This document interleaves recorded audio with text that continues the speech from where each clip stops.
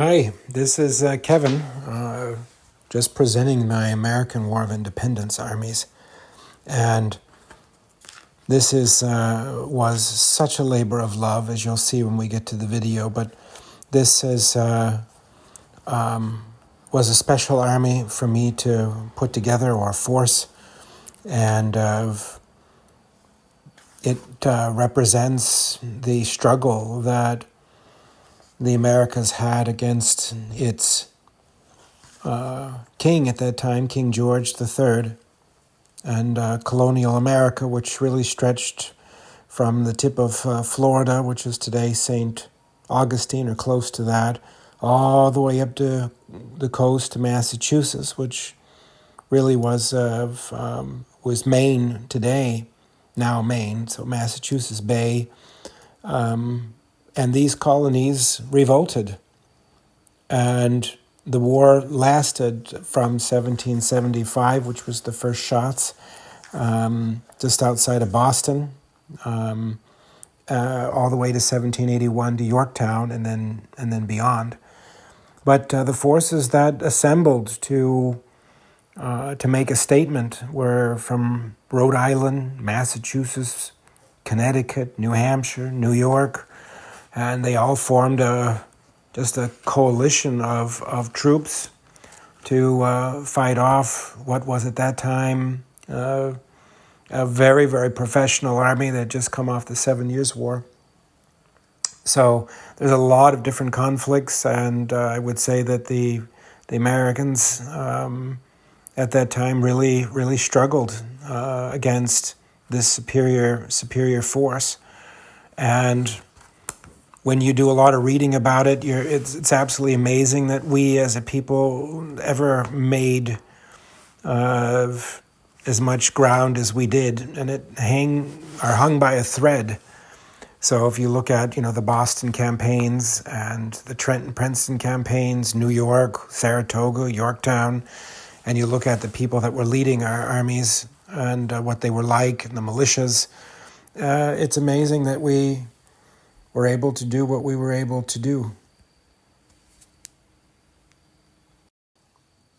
Yeah, but anyway, I made a little video, as I always do. This is just kind of the pre-discussions in front of it. But anyway, please let me know what you think and what I could do better and what I've missed. I really enjoy the comments.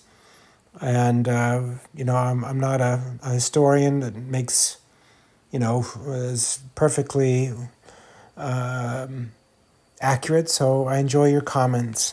Thanks. Yes, hey, this is Kevin. This is going to be a series that I'm going to do now on the American Revolution, and it might take me a couple of tries to get through everything. But as you can see, this is another very, very large U.S. Continental Army. Now, of course, all of these regiments never participated in the same or one battle. But I really had a great time trying to paint and represent different states and try to capture the flavor of the units and the men that fought in this great conflict.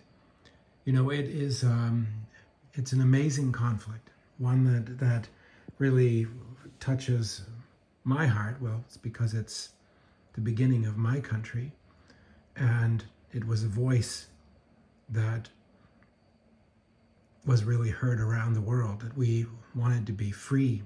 And we still feel that way even today. It's important to us as a people. And this conflict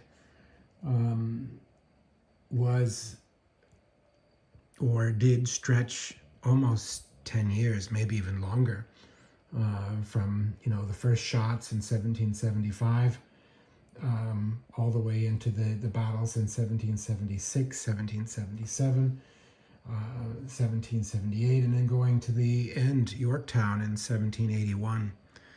But the more that you read about the great men that fought in this conflict, George Washington, which is represented here by this model, and what he was like as a person, it really should inspire you. I tried to paint each regiment that was in the conflict. I've missed a few, but there's represented by each state. This line here is the regiments that are from the great state of Maryland. These are particular regiments that like the Green Mountain Boys, and I believe that this one here is the Fort Tim Marblehead. So that's what you see, depicted on a lot of paintings. And you'll notice that a lot of the regiments, well, we'll go through them here. This one here is the Sherburns. This unit here are the Buffs, and you'll see that each unit was somewhat here represented. I believe that these are the Pennsylvania regiments that moved down here. And what you'll notice is that most of the Continentals wore brown. Blue came in much later when we started to build a standing army. These are typical Continental regiments. The 1st, the 2nd, 3rd, 4th, and moving through, and some of them are in green coats. This is the 3rd Continental. Some of them wore various different hats.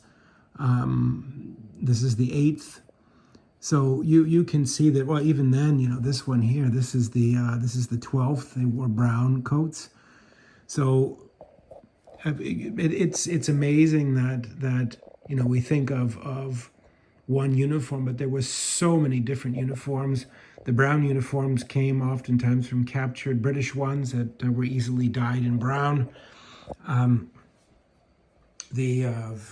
we move through, that was Pennsylvania. Those are the Continentals. I believe that now we're starting into, this is Connecticut. So these are the Connecticut regiments. These here are from New York. So there's 3 regiments or units from New York. This one here, these are the Delaware, 14th Delaware. So there's 3 units from Delaware. Let's see here, these are Rhode Island. So 3 units from Rhode Island. This is Massachusetts. So there's, I think, 3 or 4 units from Massachusetts up on the hill. Maybe these are still Massachusetts. Yep. So there's quite a few regiments from Massachusetts all the way down. So there's 6. These here are from South Carolina. So there's 3 units from South Carolina. So you can see that each one is a bit different. I tried to even put on the regimental flags that actually flew with that unit. So there's a lot of research that went into this. These are interesting. This is New Hampshire. So there's a few units from the state of New Hampshire. This one here is, I did that. That was New York, right? I believe this is Georgia. This one here is New Jersey. And these are from Virginia. So there's quite a few units here. Each one of these units hails from a different state or a collection of states. And what's interesting is George Washington really wanted to build a Continental Army based on units that didn't herald from any one particular state. He felt that that was the only way that we could win and beat the British, was not have men that just had allegiance to their state, but allegiance to the thought of democracy, the thought of being a republic. And so as the war went on, we started to build more Continental regiments. But this war against England at the time was because we just didn't have representation. And we were being taxed at a very, very heavy rate to pay for the 7 Years' War and other things and expansion, but had no representation. There was nobody to really listen to us and hear us as a people. And I can tell you that these men here fought against one of the most professional and more difficult armies of the world. I mean, the British troops had just come off the 7 Years' War, fighting with Frederick the Great, fighting the French, and they were professionals, super professional soldiers. And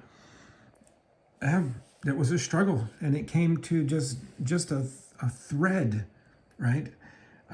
We could have lost so easily. It came down to just a few lucky battles that George Washington had orchestrated with Trenton and with Princeton, and a series of wins that really had people flocking to the cause. But if you read about it, it was just on a thin line. And George Washington is an amazing, underrated commander. Was never trained formally, really didn't have the experience to lead regiments or an army. But he was also selfless. They had many times wanted to make him the king of America, and he totally rejected it. I would urge you to read more about him. He's a fascinating, fascinating person. And I'm reading much more and trying to learn about the battles and what really happened and the difficulty. A lot of these men that you see here, they've got from the manufacturer, they have shoes on, but in reality, a lot of them didn't even have shoes. As they were retreating from Fort Lee and Fort Washington towards Trenton, and that 1777, a lot of people wrote that they watched the Continentals walking down the roads, looked like a ragtag group of soldiers, and many of them had no shoes, and that was in the winter with icy storms. And so I think that you really have to give these guys their due of what they actually fought for and what they did. Anyway, I'll put out the British Army here next, probably tomorrow. And yeah, I hope you enjoyed it. These figures are predominantly Old Glory. There's a couple of minifigs in here. And yeah, the flags are from GMB. Usually I make my own flags, but he just had such a great collection for 15 millimeter, and yeah, was really nice. I mounted these, just to kind of go into a little bit of the subject. I mounted my figures for the 7 Years' War, as well as the American War of Independence, on 40 millimeter frontage with 30 millimeter depth.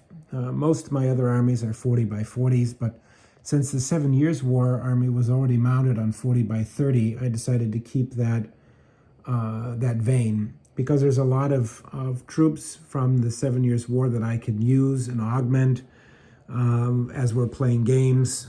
And it just seemed to be, for the Lace Wars and for up to the Napoleonics, I just kept them all the same. And a unit is 4 stands, but I play Black Powder, and I also play Land of the Free. And there's another rule set out there that I want to try from Little Wars TV that looks really, really good. And I'm going to try that here next. I'll maybe do a production about it. But anyway, there's 4 stands to a unit, and 24 men, and you can make them smaller. I mean, sometimes, that might be the only thing that's actually represented when you're doing a reenactment or a battle, maybe during Freeman's Farm or Princeton or Brandywine, and it could be that might be it, or that might be it. So I like the flexibility of being able to build it. My 7 Years' War armies are also built this way. Some of them are built with 5 stands, some of the British units and French, but anyway, I hope you enjoyed it. Thanks.